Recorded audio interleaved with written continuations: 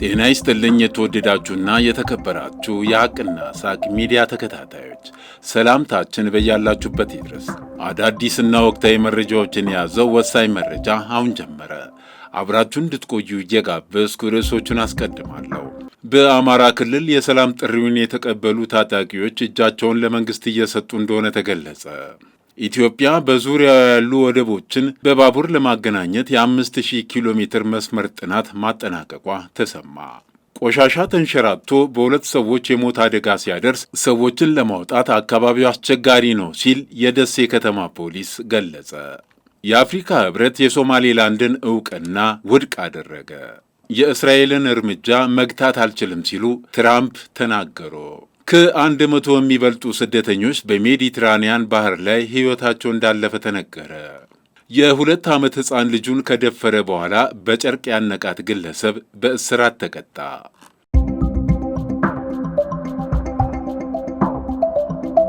በማዕከላዊ ጎንደር ዞን በጎንደር ዙሪያ ወረዳ በሚገኙ የተለያዩ ቀበሌዎች ሲንቀሳቀሱ የቆዩ ታጣቂዎች የሕዝብና የመንግሥትን የሰላም ጥሪ በመቀበል እጃቸውን ለ10ኛው እዝ ክፍለ ጦር ሰጥተዋል። ወደ ሰላም የገቡት ታጣቂዎች ባለፉት ዓመታት በሕዝባቸው ላይ ባደረሱት ጉዳት በመቆጨት የሰላም አማራጭ መቀበላቸውን ገልጸዋል።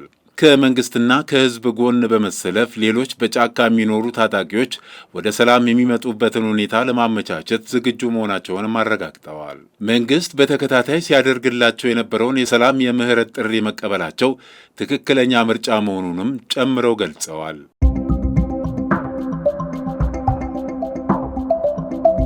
ኢትዮጵያ በዙሪያው ያሉ ወደቦችን በባቡር ለማገናኘት የ5000 ኪሎ ሜትር መስመር ጥናት ማጠናቀቋ ተሰማ። ኢትዮጵያ በርበር፣ ሞምባሳ፣ ጅቡቲና ፖርት ሱዳንን ጨምሮ በዙሪያው ያሉ ሁሉንም ወደቦች በባቡር መስመር ለማገናኘት የ5000 ኪሎ ሜትር የባቡር መስመር ጥናት ማጠናቀቋን የትራንስፖርትና ሎጂስቲክስ ሚኒስቴር አስታወቀ። የትራንስፖርትና ሎጂስቲክስ ሚኒስትር ዴኤታ በርኦ ሐሰን ለአዲስ ዘመን እንደገለጹት ሀገሪቱ በዙሪያው ያሉ ወደቦችን በባቡር ለማገናኘት ሰፊ ዕቅድ ይዛ እየሰራች ትገኛለች። ጥናቱ የተጠናቀቀው የ5000 ኪሎ ሜትር መስመርም ይህንን የትስስር ዕቅድ ለማሳካት ያለመ መሆኑን አብራርተዋል። የኢትዮ ጅቡቲ ባቡር ትራንስፖርት ባለሙያዎች ስራውን ከተረከቡ በኋላ የጥገና አቅማቸውን እያሳደጉ መሆኑን የገለጹት አቶ በርኦ ወደቦችን ለማገናኘት የተጠኑ አዳዲስ የባቡር መስመሮችም ወደ ተግባር እንዲገቡ አስፈላጊው ጥረት እየተደረገ መሆኑንም ገልጸዋል።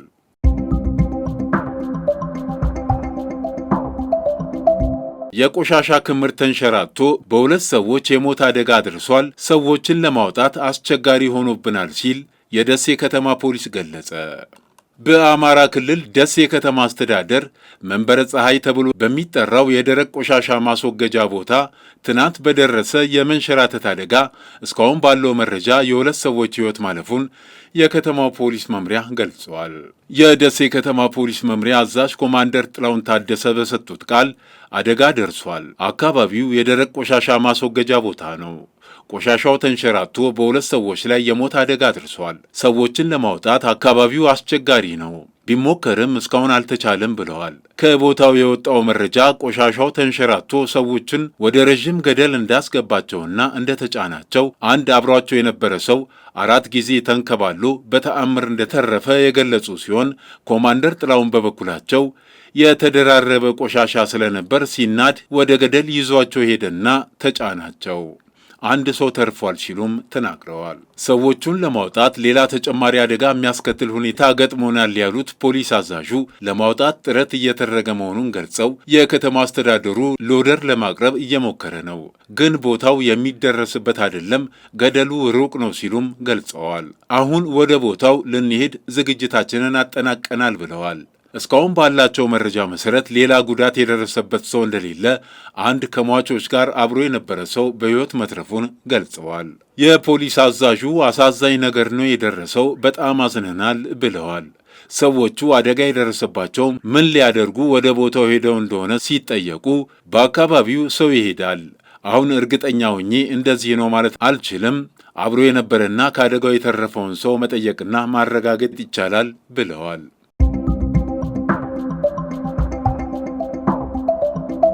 የአፍሪካ ህብረት የሶማሌላንድን እውቅና ውድቅ አደረገ። ለሶማሊያ የግዛት አንድነትና ሉዓላዊነት ያለውን ጽኑ ቁርጠኝነትም አረጋግጧል። የአፍሪካ ህብረት ኮሚሽን ሊቀመንበር ማህሙድ አሊ ዩሱፍ ሶማሌላንድን እንደ ገለልተኛ ሀገር እውቅና ለመስጠት የሚደረገውን ማንኛውንም እንቅስቃሴ ውድቅ ማድረጋቸውንና ህብረቱ ለሶማሊያ አንድነትና ሉዓላዊነት ያለውን ጽኑ ቁርጠኝነት በድጋሚ አረጋግጧል። ከሶማሌላንድ ጋር በተያያዙ የቅርብ ጊዜ ክስተቶች ላይ በሰጡት መግለጫ ዩሱፍ እንደተናገሩት የአፍሪካ ህብረት በውህደት ስምምነቱ መርሆች ላይ የተመሰረተውን ረዥም ጊዜ ያስቆጠረና ወጥ የሆነ አቋሙን በማያሻማ ሁኔታ በድጋሚ ያረጋግጣል ብለዋል። ሊቀመንበሩ አክለውም የህብረቱ አቋም በተለይም የአፍሪካ አንድነት ድርጅት የአሁኑ አፍሪካ ህብረት እንደ አውሮፓውያን አቆጣጠር በ1964 ባሳለፈው ውሳኔ መሰረት ከነጻነት በኋላ የተወረሱ ድንበሮች የማይደፈሩ መሆናቸውን በማክበር ላይ የተመሰረተ መሆኑን አሳስበዋል። የኮሚሽኑ ሊቀመንበር ሶማሌላንድን እንደ ገለልተኛ ሀገር እውቅና ለመስጠት ያለመ ማንኛውንም ተነሳሽነት ወይም እርምጃ በጽኑ ውድቅ ያደርጋሉ ያለው መግለጫው ሶማሌላንድ የሶማሊያ ፌዴራላዊ ሪፐብሊክ አካል ሆና ትቀጥላለች ሲል አክለዋል። በተጨማሪም እንዲህ ያሉ እርምጃዎች በአህጉሪቱ ሰላምና መረጋጋት ላይ ከፍተኛ ተጽዕኖ የሚያሳድር አደገኛ አርአያነት የሚፈጥር አደጋ አላቸው ብለዋል። በተያያዘ መረጃም የእስራኤልን እርምጃ መግታት አልችልም ሲሉ ትራምፕ ገለጹ። ፕሬዚዳንት ትራምፕ እስራኤል ለሶማሌላንድ የሰጠችውን እውቅና ማስቆም እንደማይችሉ ተናገሩ። ትራምፕ ለጋዜጠኞች በሰጡት መግለጫ የእስራኤልን እርምጃ መግታት አልችልም ብለዋል። ፕሬዚዳንቱ ለመናገር ያክል አስተያየት የለኝም ሲሉ ዝርዝር ማብራሪያ ከመስጠት ተቆጥበዋል። አሜሪካ ለሶማሌላንድ እውቅና ለመስጠት ያላትን ፍላጎት በተመለከተ ከጋዜጠኞች ለቀረበላቸው ጥያቄ እኛ እያሰብንበት ነው፣ ሁሌም ትልቅ ውሳኔዎችን ነው የምናሳልፈው፣ ደግሞም ትክክል ይሆናሉ በማለት ተናግረዋል። የሶማሌላንድ ጉዳይ እንደምታውቁት ውስብስብ ነው ሲሉም ገልጸዋል።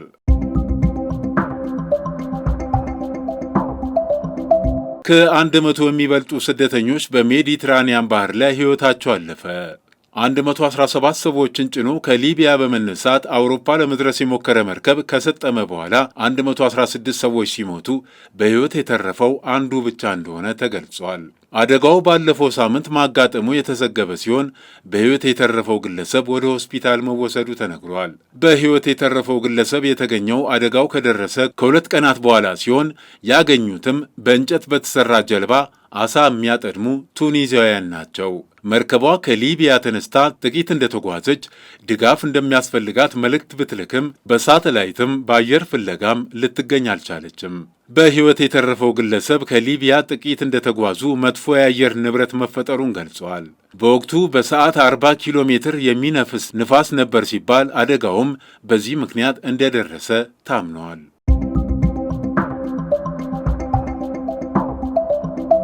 የ2 ዓመት ሕፃን ልጁን ከደፈረ በኋላ በጨርቅ ያነቀው አባት በእስራት ተቀጣ። በሐረሪ ክልል ድሬ ጠያራ ወረዳ ነዋሪ የሆነው ፍሮምሳ አብዱ ሰመድ የተባለ የ30 ዓመት ተከሳሽ ከሌሊቱ 6 ሰዓት ላይ የወንጀል ድርጊቱን መፈጸሙ ተገልጿል። ተከሳሽ የ2 ዓመት ሕፃን ልጁን በተኛችበት ከደፈራት በኋላ አንገቷን በማነቅ ለመግደል መሞከሩን የሐረሪ ክልል ፖሊስ ኮሚሽን የወንጀል ምርመራ ዳይሬክተር የሆኑት ኮማንደር አበበች ሸዋረጋ ተናግረዋል። ተከሳሽ ከደፈራት በኋላ ለወላጅ አባቱ ልጄ በተኛችበት ሞታለች በማለት ይናገራል። የሕፃኗ አያት የሆኑት ግለሰብም እንዴት ጤነኛ የነበረች ልጅ ልትሞት ቻለች ብለው ሄደው ሲመለከቷት መደፈሯንና የታነቀችበት አንገቷ የተከረከረ መሆኑን ይመለከታሉ። አያት ያልታመመች ልጅ እንዴት ልትሞት ትችላለች በማለት ዱላ በማንሳት አንተን ከመግደሌ በፊት ያደረግከውን ንገረኝ ብለው ሲያስፈራሩት ከደፈራት በኋላ ለመግደል እንዳነቃት ለወላጅ አባቱ እንደተናገረና አባት ይዘው ለሕግ እንዳቀረቡት ተገልጿል። በሐረሪ ክልል ፖሊስ ወንጀል ምርመራ ጉዳዩ ሲጣራ ቆይቶ መዝገቡ ለጠቅላይ አቃቤ ሕግ ከተላከ በኋላ ታኅሳስ 17 2018 ዓ.ም በዋለው ችሎት በ25 ዓመት እስራት እንዲቀጣ መወሰኑን ኮማንደር አበበች ሸዋረጋ ተናግረዋል።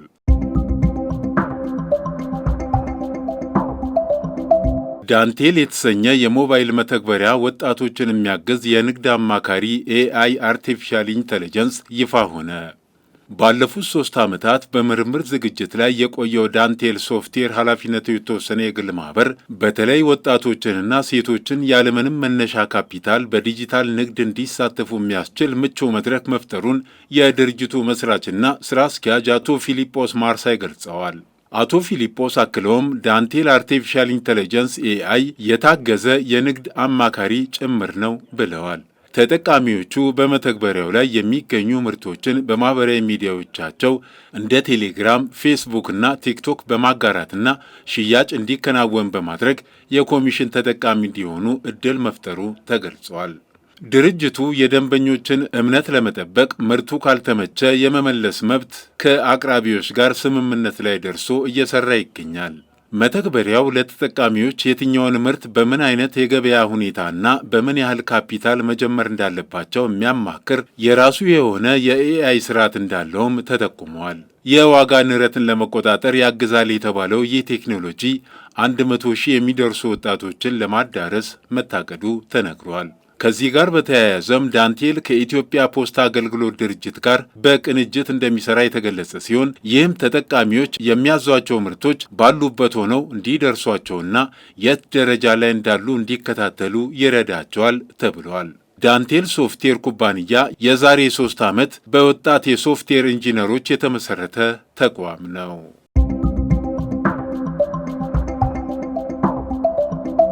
የተከበራችሁ የሐቅና ሳቅ ሚዲያ ተከታታዮች ለዕለቱ ያዘጋጀናቸው ዋና ዋና መረጃዎች እነዚህን ይመስሉ ነበር። መልካም ጊዜ። መነሻችንም መድረሻችንም ኢትዮጵያ።